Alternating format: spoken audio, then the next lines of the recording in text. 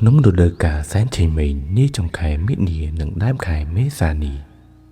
វាគឺជាពេលដែលកូនចៅខ្មែរកាត់ខ្សែចិនពួកគេ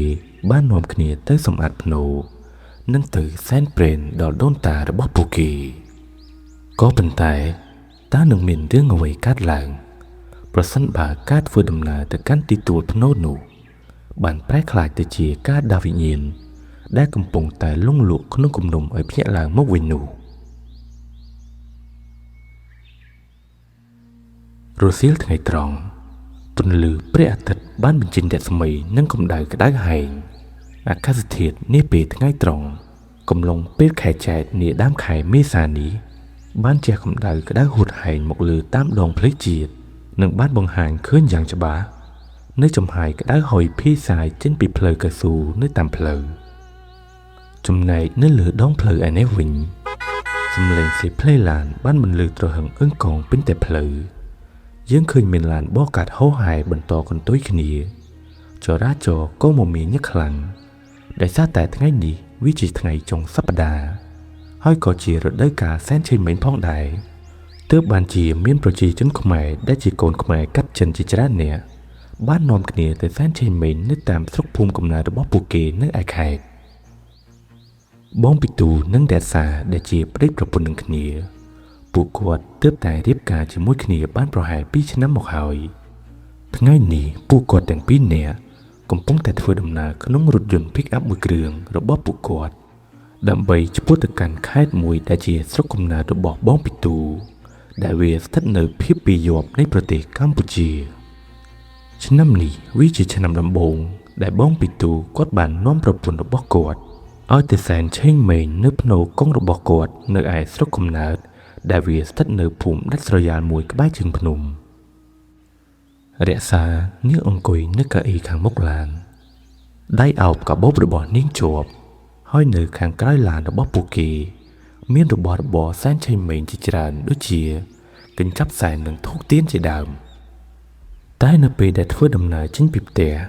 រក្សានាងហាក់មានអារម្មណ៍ថាមិនសូវស្រួលសោះតាំងពីព្រឹកព្រលឹមចេញដំណើរមកម្ល៉េះនាងគិតថានេះប្រហែលវាជាលើកដំបូងរបស់នាងដែលបានទៅសែនឆេងមេងនៅស្រុកប្តីរបស់ខ្លួនទើបបានជានាងមានអារម្មណ៍ប្លែកដូចនេះប៉ុន្តែខណៈពេលដែលនាងកំពុងតែធ្វើដំណើរតាមឡានរក្សានាងចេះតែមានអារម្មណ៍ថាដូចជាមានភ្នែកមួយគូកំពុងតែសម្លឹងមើលមុខនាងពីកញ្ចក់មើលក្រោយជានិច្ចនាងមានអារម្មណ៍ថាវាហាក់ដូចជាមានមនុស្សកំពុងតែអង្គុយនៅពីក្រោយពួកគេទាំងពីរនាក់តែរាល់ពេលដែលនាងងាកទៅមើលខាងក្រោយនាងឃើញមានតែកៅអីទទេមិនមាននរណាម្នាក់អង្គុយនៅពីក្រោយសោះឡើយដោយសារតែឃើញប្រពន្ធរបស់ខ្លួនចេះតែងាកមើលទៅខាងក្រោយបងពីទូគាត់ក៏បានសួរទៅកាន់នាងថាអូនណាកើតអីមែនអូនបងឃើញអូនឯងងាកទៅមើលក្រោយរហូតចឹងពេលដែលបានឮសម្ដីប្តីរបស់ខ្លួនហើយបងរក្សាគាត់ក៏ប្រញាប់តបទៅវិញទាំងទឹកមុខស្មើនឹងញញឹមតិចតិចថាមិនមានរឿងអ្វីកើតឡើងនោះទេនាងគ្រាន់តែចង់ងាកក្រោយមើលចង់ដឹងថាតើរបស់របរសែននៅខាងក្រោយវាមានដួលដែរឬទេដោយសារតែនាងនៅតែមានអារម្មណ៍មិនស្រួលក្នុងចិត្តរក្សានាងក៏បានបដូរមកមើលទេសភាពតាមផ្លូវវិញម្ដងដើម្បីបន្លប់អារម្មណ៍ចម្លែករបស់នាងដោយសារតែថ្ងៃនេះវាជាថ្ងៃចុងសប្តាហ៍ផងហើយអ្នកដែលមកពីភ្នំពេញដើម្បីទៅសែនឆេងមេងក៏មានច្រើនទើបបណ្ដាលឲ្យមានការកកស្ទះចរាចរណ៍យ៉ាងខ្លាំងនៅលើដងផ្លូវដែលពួកគាត់កំពុងតែបើកបរមានរថយន្តបន្តកន្ទុយគ្នា 3-4 ជួរកំពុងតែកកស្ទះសឹងតែទៅមុខមិនរួចសំឡេងកញ្ចែរបស់ប៉ូលីសលាន់ឮទ្រហឹងដោយសារតែគាត់កំពុងតែព្យាយាមផ្លុំវាដើម្បីសម្រួលនិងរំដោះការកកស្ទះចរាចរណ៍នៅលើផ្លូវដ៏សែនមមាញឹកមួយនេះតែមើលទៅហាក់ដូចជាមិនបានផលសោះព្រោះអ្នកបើកបរម្នាក់គិតតែនាំគ្នារុលទៅមុខដោយគ្មានការយោគយល់គ្នាសោះហើយអ្នកបើកឡានខ្លះទៀតក៏បាននាំគ្នាជិះបញ្ច្រាស់ផ្លូវនិងក៏មានអ្នកបើកបរខ្លះទៀតក៏បានឡើងទៅលើចំណែកផ្លូវដែលវាជាសិទ្ធិអាទិភាពរបស់អ្នកបើកបរម្ខាងទៀតដោយសារតែគ្មានការយោគយល់និងអធ្យាស្រ័យគ្នាធ ធ្វើឲ្យរថយន្តដែលកកស្ទះសឹងតែទៅមុខមិនរួចនឹងនៅជាប់គាំងមួយកន្លែងកំពុងតែមួម៉ៅនឹងការកកស្ទះចរាចរណ៍នៅលើដងផ្លូវស្រាប់តែបងពីទូគាត់ក៏បានឃើញផ្លូវលំតូចមួយនៅខាងស្ដាំដៃគាត់ក៏បាននឹកឃើញដល់សម្ដីគ្រួសាររបស់គាត់ថាវាមានផ្លូវលំកាត់មួយដែលអាចឲ្យគាត់ជិះកាត់ទៅដល់ផ្លូវជិតផ្ទះរបស់គាត់បានប៉ុន្តែបងពីទូគាត់មិនច្បាស់ក្នុងចិត្តនោះទេថាតើផ្លូវតូចមួយនេះវាពិតជាផ្លូវកាត់ដែលគ្រួសាររបស់គាត់បាននិយាយមែនដែរឬអត់តែដោយសារតែឃើញស្ថានភាពផ្លូវកំពុងតែកកស្ទះខ្លាំងវាមិនងាយនឹងបាត់កកស្ទះនោះទេណាមួយពួកគាត់ខ្លាចទៅដល់កន្លែងសែនយឺតពេលផងបងពីទូគាត់ក៏បានមើលទៅផ្លូវលំតូចមួយដែលនៅខាងស្ដាំដៃរបស់គាត់នោះហើយបន្ទាប់ពីសម្លឹងផ្លូវនោះបានមួយសន្ទុះបងពីទូគាត់ក៏បានសម្រេចចិត្តបត់ចង្កូតរថយន្តចូលទៅតាមផ្លូវលំក្រហមមួយនោះដែលគាត់ជឿជាក់ថាវាជាផ្លូវកាត់ដើម្បីគេចផុតពីការកកស្ទះមួយនេះផ្លូវលំក្រហមដែលគាត់កំពុងតែជិះនេះវាស្រួលជិះប្រហែលជាង100ម៉ែត្រដំបូងតែប៉ុណ្ណោះតែពេលដែលផុតពីកន្លែងនោះទៅផ្លូវវាបែរទៅជាពិបាករដេករដុបរលាក់សឹងតែធ្លាក់ថ្លើម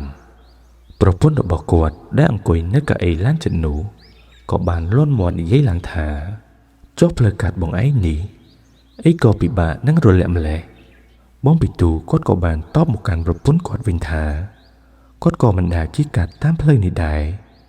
តែដោយសារតែកកស្ទះចរាចរណ៍ពេកទើបគាត់សម្រេចចិត្តជិះចូលមកតាមផ្លូវនេះរួចគាត់ក៏បានប្រាប់ប្រពន្ធគាត់ថាឲ្យជួយយកទូរស័ព្ទមកមើលផែនទីកុំឲ្យពួកគាត់ពង្វេងផ្លូវតែចម្លែកត្រង់ថាពេលដែលប្រពន្ធរបស់គាត់យកទូរស័ព្ទមកមើលផែនទីវាចម្លែកត្រង់ថាផ្លូវដែលគាត់កំពុងតែជិះវាមិនមាននៅក្នុងផែនទីទូរស័ព្ទឡើយតែដោយសារតែគាត់ខ្ជិលបកក្រោយទើបបងពីទូបានប្រាប់បងរក្សាវិញថាប្រហែលជាផែនទីទូរស័ព្ទមានបញ្ហាបានជាវាមិនបង្ហាញបែបនេះរថយន្តនៅតែបន្តទៅមុខដោយធម្មតាផ្លូវដែលពួកគាត់កំពុងតែជិះនេះវាហុំព័ទ្ធទៅដោយព្រៃឫស្សីក្រាស់ខ្មឹកទាំងសងខាងហើយមិនមានឮសំឡេងអ្វីសោះឡើយសូម្បីតែសត្វយំវាឮតែសំឡេងម៉ាស៊ីនរថយន្តលាន់ឮរំពងកាត់ភាពស្ងាត់ជ្រងំនៅតាមផ្លូវព្រៃមួយនេះរក្សានាងក្រឡេកមើលទៅខាងក្រោយនាងឃើញដានកង់រថយន្តធ្វើឲ្យដីហុយទ្រលោមហុយឡើងបាំងបិទទេសភាពខាងក្រោយមើលអ្វីពុំឃើញឡើយពេលដែលពួកគាត់បើកឡានចូលផ្លូវនោះកាន់តែជ្រៅរក្សានាងចាប់ផ្ដើមសម្គាល់ឃើញថាដើមឈើដែលនៅសងខាងផ្លូវរបស់ពួកគេកំពុងតែជីវាហាក់ដូចជាមានរាងកោងអោនមករកឡានរបស់ពួកគេដែលមើលទៅរក្សានាងហាក់មានអារម្មណ៍ថាពួកវាកំពុងតែអោបរឹតរថយន្តរបស់ពួកគេមិនឲ្យចេញទៅវិញរួចឡើយហើយអ្វីដែលពួកគេកត់សម្គាល់និងមានអារម្មណ៍ចម្លែកនោះគឺផ្លូវនេះពួកគេជិះចូលកាន់តែយូរកាន់តែជ្រៅតែពួកគាត់គ្មានបានឃើញមានផ្ទះអ្នកស្រុកអ្នកភូមិមិនមានសូម្បីតែមួយខ្នងហើយអ្វីដែលរឹតតែចម្លែកមួយទៀតនោះគឺផ្លូវនេះក៏មិនមានអ្នកភូមិណាម្នាក់គេធ្វើដំណើរឆ្លងកាត់ផ្លូវនេះសោះវាគ្មានសូម្បីតែសត្វពាហនៈនៅតាមផ្លូវសូម្បីតែសំឡេងសត្វព្រៃក៏វាស្ងាត់ឈឹងវាឮតែសំឡេងឡានរបស់ពួកគេមួយតែប៉ុណ្ណោះដោយសារតែឃើញសភាពផ្លូវស្ងាត់ពេករក្សានាងក៏បានលន់មាត់សួរប្តីរបស់នាងថាចុះផ្លូវកាត់របស់បងមិនបានជាស្ងាត់ម្ល៉េះបើសិនជាបងមិនធ្លាប់ជិះពីមុនមកទេពួកយើងគួរតែបកក្រោយទៅវិញទៅក្រោយពីបានឮសម្ដីរបស់ប្រពន្ធខ្លួនរួចបងពីទូគាត់ក៏ប្រញាប់ប្រាប់ប្រពន្ធគាត់វិញថាគាត់មិនដែលជិះកាត់តាមផ្លូវមួយនេះនោះទេតែពេលដែលគាត់មកស្រុកកំណើតរាល់ដងម្ដាយរបស់គាត់បានប្រាប់ថាទីនេះវាគឺជាផ្លូវកាត់ដែលចេញទៅដល់ផ្លូវជាតិនៅជិតផ្ទះរបស់ពួកគាត់តែម្ដង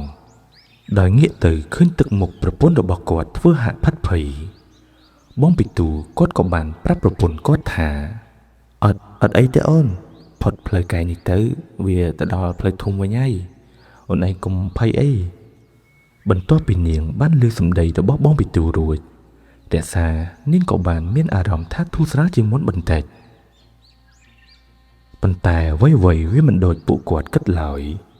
ខណៈដែលពួកគាត់កំពុងតែបើកឡានទាំងអារម្មណ៍ថាមិនសូវស្រួលនោះ ស្រាប់តែរថយន្តរបស់ពួកគាត់ដែលវាកំពុងតែដំណើរការយ៉ាងរលូនសោះភ្លាមនោះវាក៏បានបញ្ចេញសំឡេងក្រាក់មកពីតួម៉ាស៊ីនខាងមុខហាក់ដូចជាចង់មានបញ្ហាស្រាប់តែរំពេចនោះសញ្ញាកម្ដៅនៅក្នុងកុងទ័ររបស់រថយន្តវាក៏បានលោតឡើងដល់កម្រិតក្រហមដែលជាសញ្ញាបង្ហាញឲ្យឃើញថាវាជាការព្រមានយ៉ាងតក់ក្រហល់ថារថយន្តរបស់ពួកគេវាកំពុងតែឡើងកម្ដៅខ្លាំងហើយតម្រូវឲ្យពួកគេទាំងពីរនាក់ត្រូវតែបញ្ឈប់រថយន្តឲ្យជាបន្ទាន់ដោយដឹងនឹងឃើញនៅសញ្ញាបញ្ហារបស់ឡានបងពីទូគាត់ក៏បានសម្រេចបង្ខំចិត្តជន់ហ្វ្រាំងឡានអូសកង់លាន់លឺសូងឺតដើម្បីបញ្ឈប់ឡាននៅកណ្ដាលផ្លូវដីក្រហមភ្លាមនោះគ្រាន់តែជន់ហ្វ្រាំងឡានឈប់ភ្លាមកង់រថយន្តវាអូហុយដីសព្រាតចំណែកឯប្រពន្ធគាត់ឯនេះវិញនាងរលទៅមុខទប់ខ្លួនសឹងតែមិនជាប់ភ្លាមនោះប្រពន្ធរបស់គាត់ក៏ប្រញាប់ងាកមកសួរបងពីទូឡើងថាចុះឡានវាកើតអីបានជាបងពីទូគាត់ឈប់ឡានភ្លាមបែបនេះបងពីទូគាត់ក៏បានតបទៅប្រាប់ប្រពន្ធគាត់វិញថាឡានដែលពួកគាត់កំពុងតែជិះសុកសោះស្រាប់តែវាក៏បានឡើងកម្ដៅតម្រូវឲ្យពួកគាត់ត្រូវឈប់ភ្លាមយកតែម្ដងរួចគាត់ក៏បានបន្ថែមប្រាប់ប្រពន្ធគាត់ទៀតថាឲ្យនាងនៅរងចាំក្នុងឡាននេះហើយទុកឲ្យគាត់ជាអ្នកចុះទៅមើលឡានសិនថាតើវាខូចអីឲ្យប្រកាសបងពីទូគាត់បើកទ្វាររួចគាត់ក៏ដាក់សំដៅទៅខាងមុខឡានរួចគាត់ក៏បើកគម្របម៉ាស៊ីនឡានខាងមុខដើម្បីមើលថាតើម៉ាស៊ីនវាមានបញ្ហាអ្វីគ្រាន់តែគាត់បើកគម្របម៉ាស៊ីនភ្លាមស្រាប់តែផ្សែងក្តៅហុយទ្រលោមវាបានហោះចេញពីក្នុងម៉ាស៊ីនឡានរបស់គាត់មើលទៅវាហាក់ដូចជាកំពុងតែឡើងកម្ដៅខ្លាំង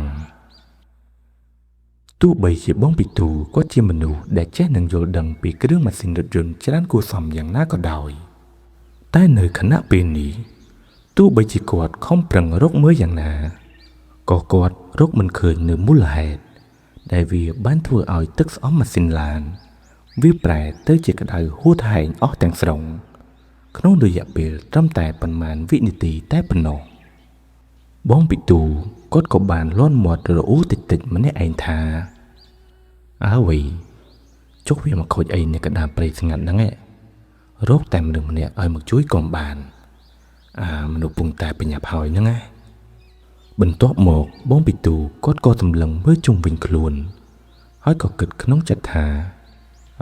មិនដឹងជាកន្លែងណាទេវិញរកតែតាពាំងទឹកមួយដើម្បីដងទឹកយកមកបំពេញម៉ាស៊ីនហ្នឹងក៏វាមិនមានទៀតបន្ទាប់ពីរកមើលជុំវិញខ្លួនរួចបងពីទូគាត់ក៏បានងាកមើលទៅប្រពន្ធរបស់គាត់ដែលនាងកំពុងតែសម្លឹងពីក្នុងឡានមករកបងពីទូទាំងទឹកមុខហាក់ដូចជាព្រួយបារម្ភដែលមិនចង់ឲ្យប្រពន្ធខ្លួនពិបាកចិត្តនឹងគិតច្រើនបងពីទូគាត់ក៏បានលើកដៃធ្វើជាសញ្ញាថាបន្តិចទៀតនេះគាត់នឹងជួសជុលម៉ាស៊ីនរួចហើយភ្លាមនោះបងពីទូគាត់ក៏បាននឹកឃើញយកទូរស័ព្ទដៃ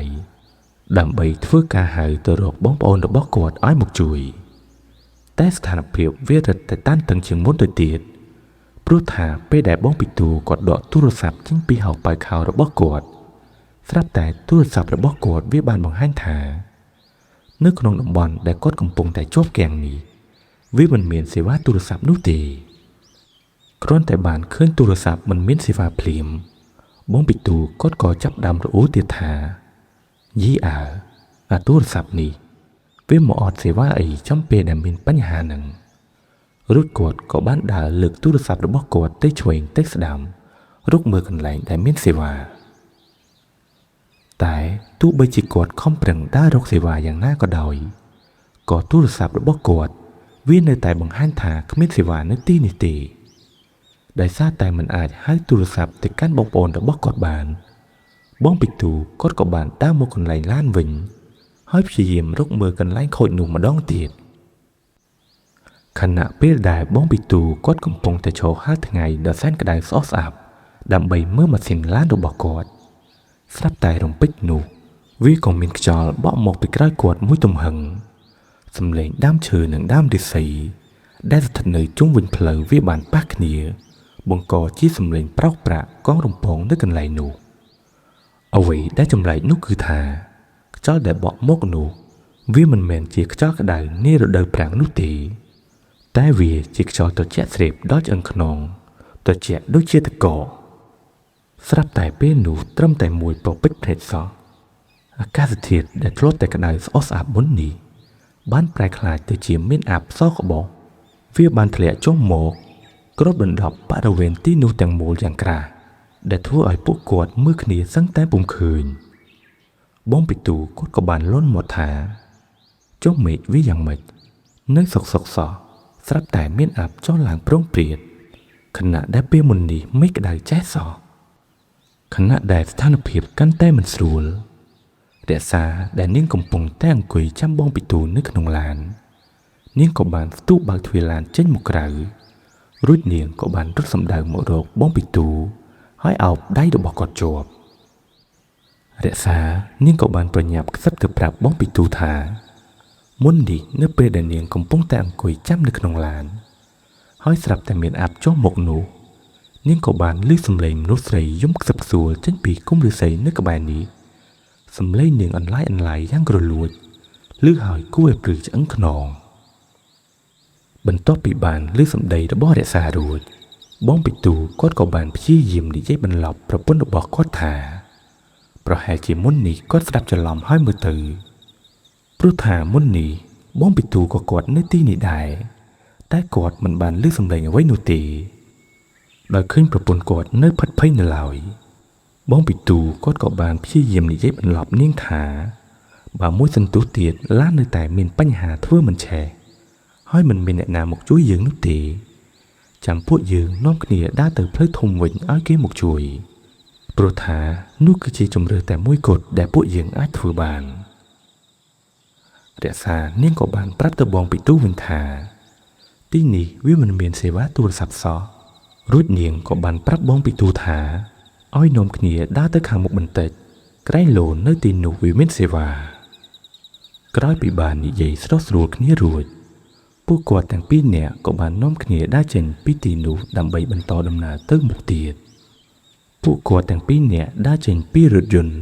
ดำใบรถกันไหลแดมเมนเสวะตัวสับบ้านใต้บันเตจ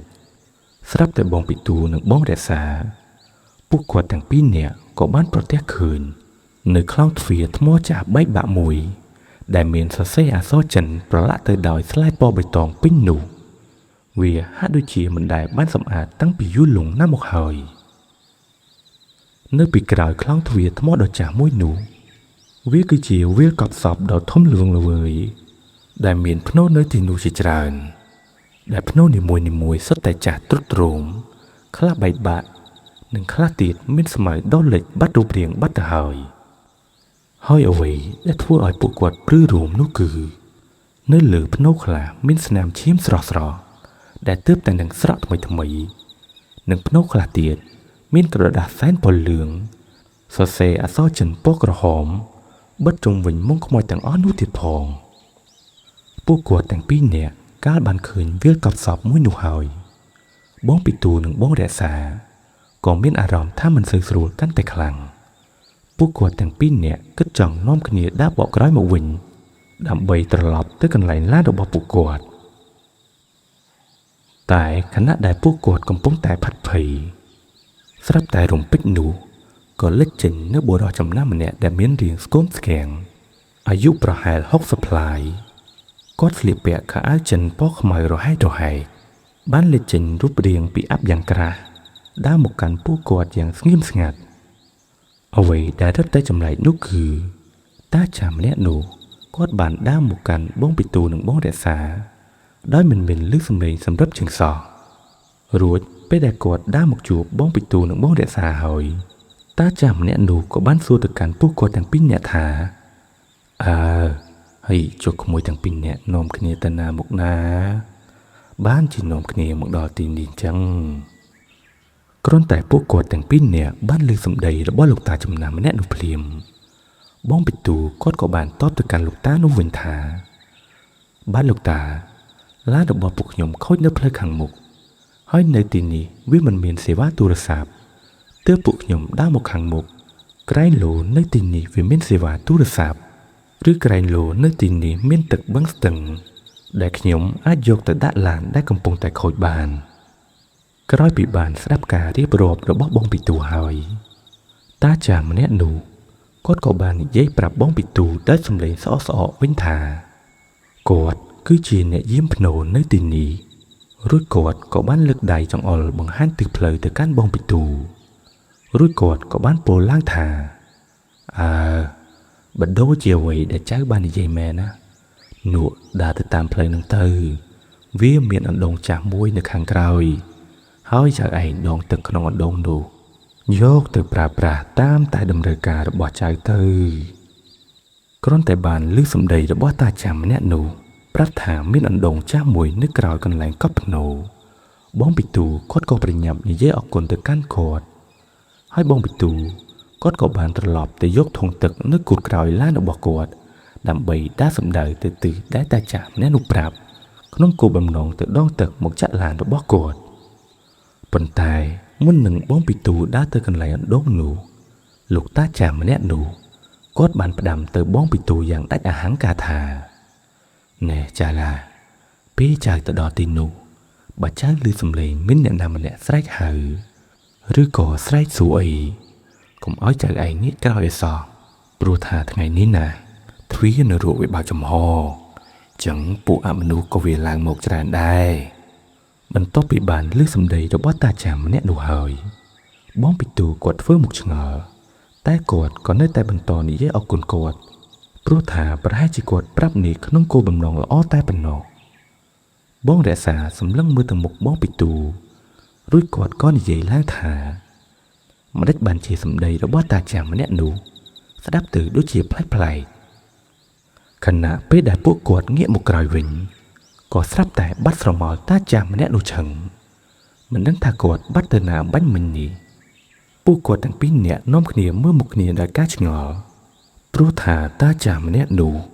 គាត់បានបាត់ខ្លួនលឿនហួសពីការស្មានពួកគាត់ទាំងពីរនាក់ក៏ចាប់ផ្ដើមមានអារម្មណ៍ថាមិនស្រួលកាន់តែខ្លាំងរួចបងពីទូនិងបងរក្សាពួកគាត់ទាំងពីរនាក់ក៏បាននាំគ្នាដើរសម្ដៅទៅកាន់អណ្ដូងមួយដែលវាស្ថិតនៅជិតកន្លែងកប់សពនោះពេលទៅដល់វាមានផ្លូវចុះមួយទៅកាន់អណ្ដូងនោះដោយសារតែខ្លាចប្រពន្ធរបស់គាត់ពិបាកបងពីទូក៏ប្រាប់បងរក្សាថាឲ្យគាត់នៅឈរចាំទីនេះហើយទុកឲ្យគាត់ជាអ្នកចុះទៅដងទឹកអណ្ដូងនោះវាគឺជាអណ្ដូងដងទឹកប្រើខ្សែដាក់ធុងដ៏ចាស់មួយដែលមើលទៅមានសភាពទ្រុឌទ្រោមដុះស្លាយឡើងព័ទ្ធជុំវិញប៉ុន្តែអ្វីដែលនឹកស្មានមិនដល់នោះគឺ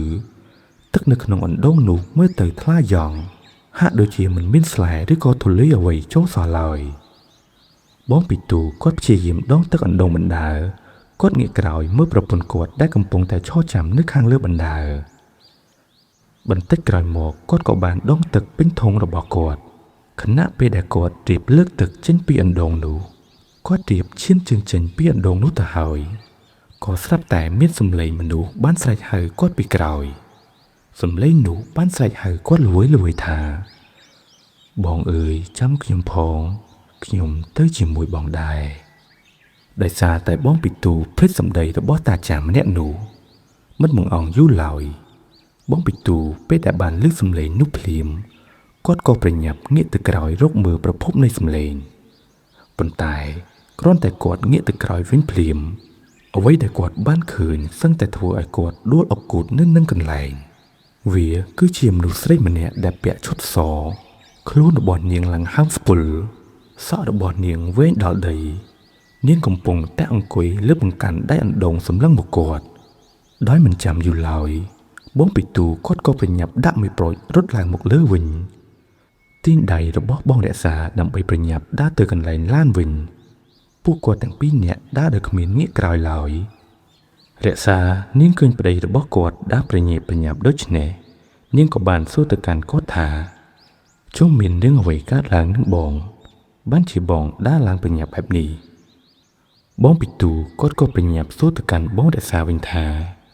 តើមុននេះគាត់មានបានឃើញអ្វីនៅលើអណ្ដូងនោះដែរឬទេ បងរក្សាគាត់ប្រញាប់ក្រវីក្បាលរួចបងពីទូគាត់ក៏បាននិយាយបន្តថាបើសិនជាបងរក្សាមិនបានឃើញអ្វីមែននោះវាគឺជារឿងល្អហើយគាត់ក៏ប្រញាប់ទាញដៃបងរក្សាឲ្យដើរលឿនជាងនេះអាងនឹងបានឆាប់ទៅដល់កន្លែងឡានរបស់ពួកគាត់វិញប៉ុន្តែរឿងរ៉ាវព្រឹកព្រួចនិងរន្ធត់វាមិនទាន់ចប់ត្រឹមនេះទេខណៈពេលដែលពួកគាត់ទាំងពីរនាក់បានដើរត្រឡប់មកវិញពួកគាត់ក៏បានដើរកាត់កន្លែងកប់ខ្មោចដ៏ធំមួយខុសប្លែកពីកន្លែងកត់សពដទៃទៀតរំពេចនោះក៏ស្រាប់តែពួកគាត់ទាំងពីរនាក់បានឮសំឡេងមនុស្សស្រីកំពុងតែយំនៅក្បែរមុំកប់ខ្មោចនោះគ្រាន់តែបានឮសំឡេងនោះភ្លាមបងពីទូគាត់ក៏បានប្រញាប់ស្រែកសួរទៅកាន់សំឡេងនោះថាចុះអ្នកណាគេកំពុងតែអង្គុយយំនៅក្រៅកន្លែងកប់សពនេះសំណួរចេញពីមាត់បងពីទូទៅហើយប៉ុន្តែគ្រប់យ៉ាងស្ងប់ស្ងាត់ឈឹងមិនមានអ្នកណាឆ្លើយមកវិញឡើយសូម្បីតែសំឡេងយំមុននេះក៏វាបាត់ទៅដែរ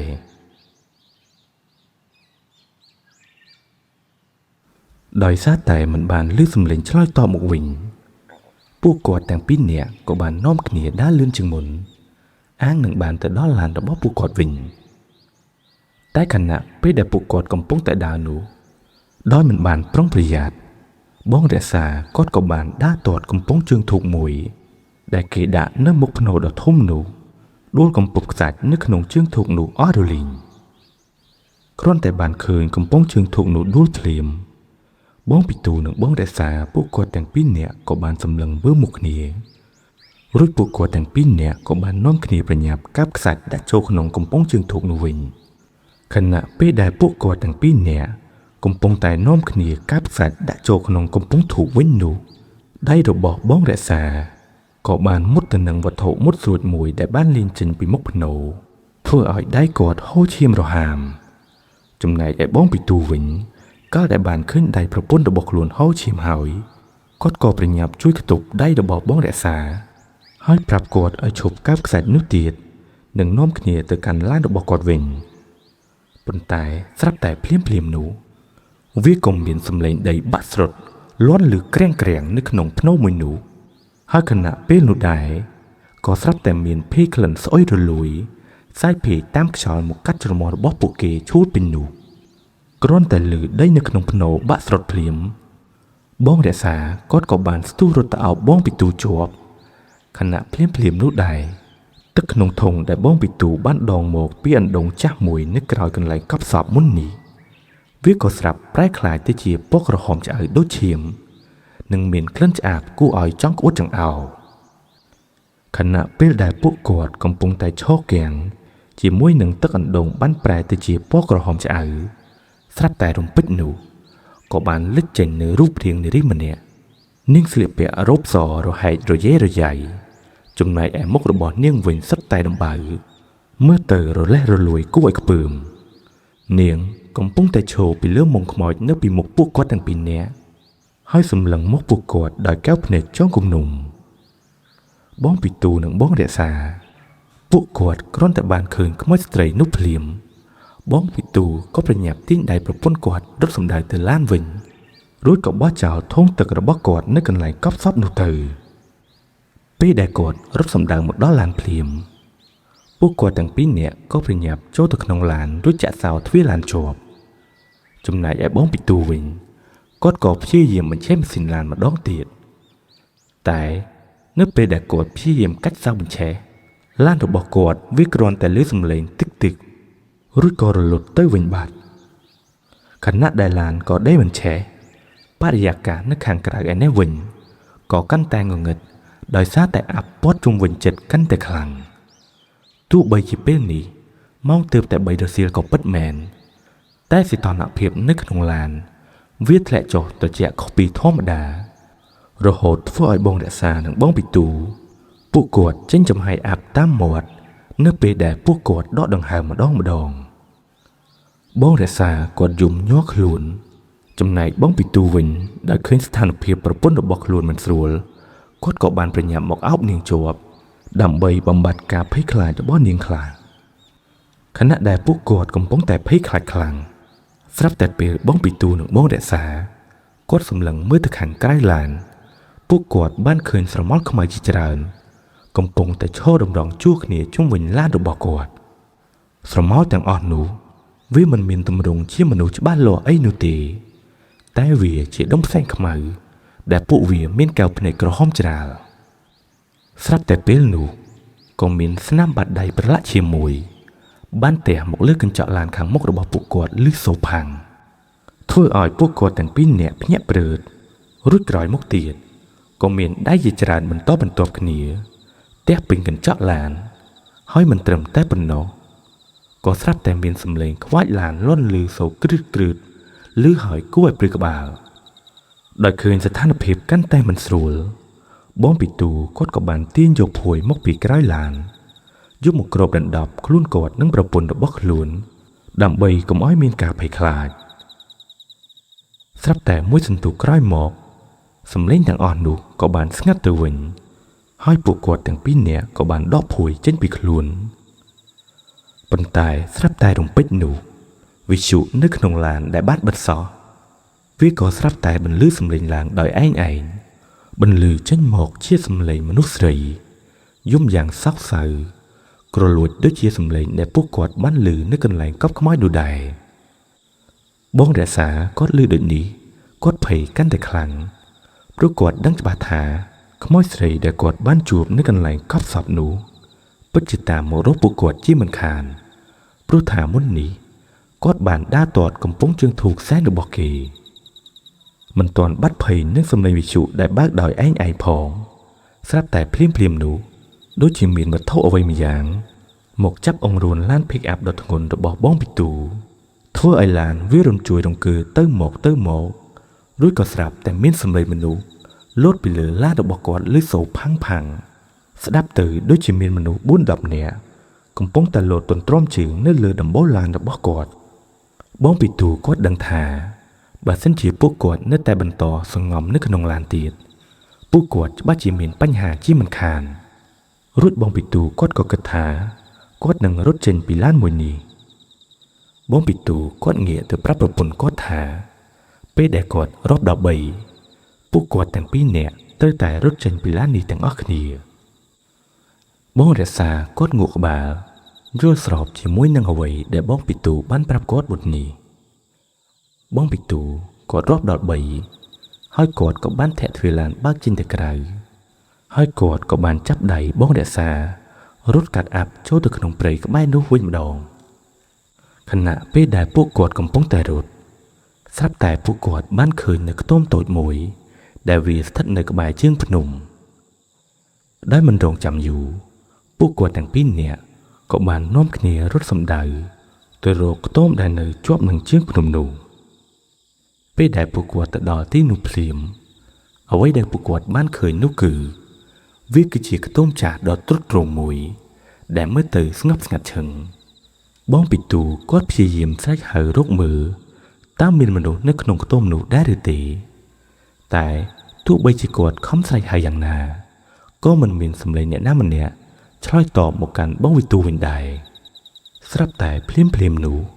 ពួកគាត់ទាំងពីរនាក់ក៏បានចាប់អារម្មណ៍ឃើញភ្លើងចង្កៀងប្រេងកាតភ្លឺផ្លុងចេញមកពីក្នុងខ្ទមចាស់នោះដោយចង់ដឹងពួកគាត់ទាំងពីរនាក់ក៏បានបើកទ្វារខ្ទមនោះមើលស្រាប់តែអ្វីដែលពួកគាត់បានឃើញធ្វើឲ្យបេះដូងពួកគាត់ទាំងពីរសឹងតែលោតចេញមកខាងក្រៅព្រោះថានៅក្នុងខ្ទមនោះវាមានអង្កលក្តាមឈូសចាស់មួយនៅចំកណ្ដាលរបស់វាដែលមានចង្កៀងប្រេងកាតមួយដុតនៅជិតមឈូសនោះផងដែរគ្រាន់តែបានឃើញមឈូសនោះភ្លាមបងរក្សាគាត់ក៏បានសន្លប់បាត់បង់ស្មារតីបាត់ទៅចំណែកឯបងពីទូវិញកាលដែលគាត់បានឃើញប្រពន្ធរបស់គាត់បានសន្លប់បាត់បង់ស្មារតីដូច្នេះគាត់ក៏បានស្ទុះ3នាងហើយលើកយកប្រពន្ធរបស់គាត់ដាក់ឲ្យដេកលើគ្រារិស័យនៅមុខខ្ទមនោះដោយសារតែរឿងរ៉ាវកាន់តែមិនស្រួលខ្លាំងបងពីទូគាត់ក៏បានដកខ្សែករូបព្រះនៅលើខ្លួនរបស់គាត់មកពាក់ឲ្យប្រពន្ធគាត់ដែលកំពុងតែដេកសន្លប់ខណៈដែលបងពីទូកំពុងតែមើលមុខប្រពន្ធរបស់គាត់ដោយក្តីបារម្ភគាត់ក៏បានឃើញសៀវភៅកំណត់ហេតុចាស់មួយដែលវាបានសរសេរជាអក្សរព្រាលទុកនៅលើតុឈើក្បែរចង្កៀងប្រេងកាតមួយនោះ បងពីទូគាត់ក៏ប្រញាប់យកសៀវភៅមួយក្បាលនៅមុខអានបន្ទាប់ពីគាត់បានអានរាល់សេចក្តីកំណត់ហេតុដែលបានកត់នៅក្នុងសៀវភៅចាស់មួយនោះហើយទើបបងពីទូក៏ដឹងការពិតថាអ្នកយាមភ្នោដែលពួកគាត់បានជួបអំបញ្ញមិញនោះគឺគាត់បានស្លាប់តាំងពី50ឆ្នាំមុនមកម្ល៉េះហើយនៅក្នុងខ្ទមនេះអ្នកដែលនៅក្នុងមឈូសនោះក៏គឺជាសពតាម្នាក់នោះដែរគាត់មានតួនាទីយាមវិញ្ញាណតៃហោងរាប់រយនៅទីនេះមិនឲ្យពួកវាចេញទៅណាបាននោះទេព្រោះថានៅទីនេះវាមិនមែនជាវាលកប់សពធម្មតានោះទេតែវាជាទីតាំងដែលគេកប់សាកសពអ្នកភូមិដែលពួកគេបានស្លាប់ដោយជំងឺរាតត្បាតក្នុងកំឡុងពេលអតីតកាលមកម្ល៉េះខណៈដែលបងពីទូកំពុងតែអានសៀវភៅនោះក៏ស្រាប់តែតាចាំម្នាក់នោះលេចចេញមកពីមុខរបស់គាត់រួចគាត់ក៏ប្រាប់បងពីទូថាបងពីទូនិងប្រពន្ធរបស់គាត់ពួកគាត់បានដាប់រលឹងនឹងវិញ្ញាណខ្មោចនៅទីនេះហើយលោកតាម្នាក់នោះគាត់មិនអាចឈ្នះខ្មោចទាំងអស់នោះបានទេគាត់បានប្រាប់បងពីទូឲ្យប្រញាប់រត់ចេញពីទីនេះឲ្យលឿនបំផុតតាមដែលអាចធ្វើទៅបានបងពីទូកាលដែលបានឃើញខ្មោចតាម្នាក់នោះហើយគាត់ក៏បានសួរទៅកាន់ខ្មោចតានោះថាតើពួកគាត់បានធ្វើអ្វីបានជាដាស់ដល់វិញ្ញាណខ្មោចទាំងអស់នោះលោកតាម្នាក់នោះក៏បាននិយាយថានៅពេលដែលបងពីទូនិងប្រពន្ធរបស់គាត់កំពុងតែកាប់ខ្សាច់ដាក់កំពង់ជើងធូបវិញហើយនៅពេលដែលបងរក្សាគាត់មុតដៃរបស់គាត់ឈាមដែលចេញពីក្នុងដៃរបស់បងរក្សាគឺជាឈាមដែលបានដាប់រលឹងរបស់វិញ្ញាណទាំងអស់នោះឲ្យពួកវាបានចេញមកក្រៅមានសេរីភាពឡើងវិញខ្មោចលោកតាម្នាក់នោះនិយាយមិនទាន់ចប់ផងក៏ស្រាប់តែមានខ្យល់បក់បោកខ្ទមសឹងតែបាក់ហើយក៏លេចចេញនៅស្រមោលខ្មៅរាប់សិបនាក់ពួកគេកំពុងតែឈរឡោមព័ទ្ធខ្ទមចាស់មួយនេះហើយនៅពេលដែលបងពីទូគាត់ងាកមករកវិញ្ញាណតានោះម្ដងទៀតស្រាប់តែគាត់បាត់ពីកន្លែងនោះឆឹងរំពេចនោះក៏លេចចេញរូបរាងខ្មោចស្រីម្នាក់ដែលបងពីទូគាត់បានជួបនៅកន្លែងកប់សពវាបានបង្ហាញខ្លួនជារូបរាងមនុស្សស្រីសក់វែងអន្លាយប្រឡាក់ភក់ឈរនៅចុងជើងរបស់បងរក្សារួចខ្មោចស្រីនោះវាក៏បានលូកដៃដ៏វែងរបស់នាងដើម្បីទៅច្របាច់ករបស់បងរក្សាដែលកំពុងតែសន្លប់ស្រាប់តែរំពេចនោះខ្មោចស្រីនោះវាស្រែកដោយការឈឺចាប់ដោយសារតែបងរក្សាគាត់បានពាក់ខ្សែកបន្តោងព្រះដែលបងពីទូបានឲ្យនាងធ្វើឲ្យខ្មោចនោះវាមិនអាចធ្វើអ្វីគាត់បានភ្លាមខ្មោចស្រីនោះវាក៏បានបង្វែរគោលដៅទៅរកបងពីទូវិញម្ដងវាបានប្រើសក់ដ៏វែងរបស់វារឹតករបស់បងពីទូយ៉ាងណែននិងលើកគាត់ផុតពីដីខណៈបងពីទូក្បែរនឹងថប់ដង្ហើមស្លាប់គាត់ក៏ខំប្រឹងនិយាយសុំទោសខ្មោចនោះថាពួកគាត់មិនមានចេតនាតាទាត់កំពង់ជើងធូបនោះទេហើយបើសិនជាខ្មោចនេះចង់សម្លាប់តែគាត់បានហើយតែកុំធ្វើបាបប្រពន្ធរបស់គាត់អីតែខ្មោចនោះនាងហាក់មិនបានស្ដាប់សម្ដីអង្វរកររបស់បងពីទូឡើយវារឹតកគាត់កាន់តែខ្លាំងរហូតដល់ភ្នែកបងពីទូចាប់ផ្ដើមស្រវាំងនិងធ្វើឲ្យគាត់ថប់ដង្ហើមដោយដឹងថាសេចក្តីស្លាប់វាជិតមកដល់បងពីទូគាត់ក៏បាននឹកឃើញដល់គុណបុណ្យជីដូនជីតាដើម្បីឲ្យមកជួយពួកគាត់ផងស្រាប់តែរំពេចនោះក៏មានពន្លឺពណ៌មាសមួយបានចែងចាំងចេញពីមុខខ្ទមដ៏ចាស់មួយនោះហើយវាបានលេចចេញនៅរូបរាងបុរសចំណាំម្នាក់ដោយនៅក្នុងដៃរបស់គាត់មានកាន់ឈើច្រត់មួយនោះគឺជាវិញ្ញាណតារបស់បងពីទូគាត់បានលើកឈើច្រត់ចង្អុលទៅកាន់ពួកខ្មោចទាំងអស់នោះរួចគាត់ក៏បានបញ្ចេញសំឡេងយ៉ាងមានអំណាចនិងកំហុសថាកុំប៉ះពាល់ចៅរបស់អញ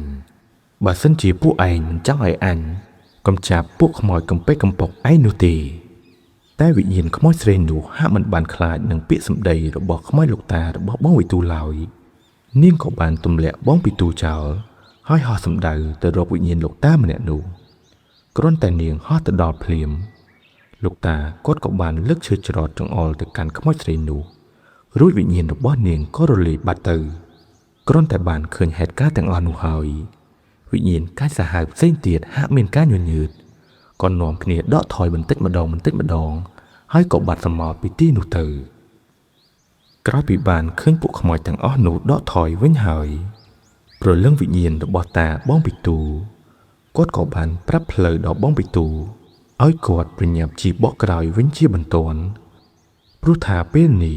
បងពិទូនិងប្រពន្ធរបស់គាត់កំពុងតែវង្វេងចូលក្នុងដែនដីរបស់ខ្មោចហើយដោយមិនបង្អង់ចាំយូរឡើយបងពិទូក៏ប្រញាប់បីបងរក្សាត្រឡប់ទៅកាន់ឡានរបស់គាត់វិញគ្រាន់តែគាត់ទៅដល់ឡានវិញភ្លាមស្រាប់តែឡានរបស់គាត់បញ្ឆេះបានដូចធម្មតាវិញរួចគាត់ក៏ប្រញាប់បត់ឡានត្រឡប់ថយក្រោយវិញនៅពេលដែលគាត់ជិះបានមួយសន្ទុះគាត់ក៏បានជិះឡើងមកដល់ផ្លូវជាតិដែលកំពុងតែកកស្ទះនោះវិញនៅពេលដែលបងពិទូមកដល់ផ្លូវធំវិញហើយ